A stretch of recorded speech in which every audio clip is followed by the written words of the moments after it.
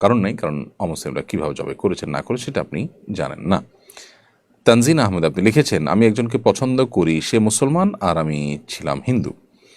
আমি তার কাছেই কালিমা পড়ে মুসলমান হয়েছি। আমি আল্লাহর উপর বিশ্বাস রেখে ইউটিউব দেখে নামাজ পড়ি, কিন্তু সূরা পারি না, চেষ্টার সাথে সাথে পড়তে। আমার নামাজ হবে কিনা প্লিজ উত্তর চাই।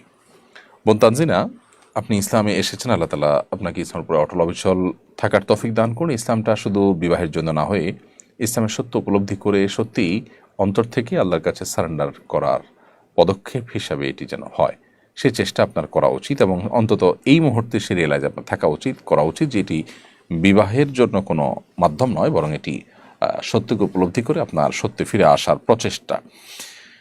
তো ইসলাম গ্রহণ করবার পর আলহামদুলিল্লাহ আপনি কালিমা পড়েছেন, কালিমার অর্থ বুঝেছেন, আল্লাহর একত্ববাদকে বিশ্বাস করেন, মুহাম্মদ সাল্লাল্লাহু আলাইহি ওয়াসাল্লাম রাসূল হিসেবে বিশ্বাস করেন, এবং শিরক যেগুলো আপনি আগে করতেন সেই শিরককে আপনি বর্জন করেছেন। আলহামদুলিল্লাহ, এর মাধ্যমে আপনি মুসলিম হয়ে গেছেন।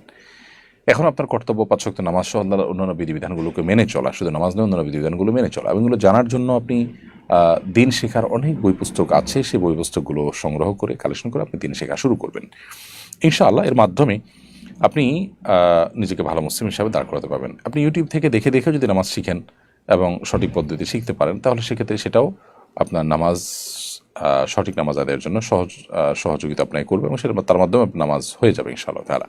কিন্তু আপনাকে শিখতে হবে এবং শিখে সেটিকে আমল করতে হবে।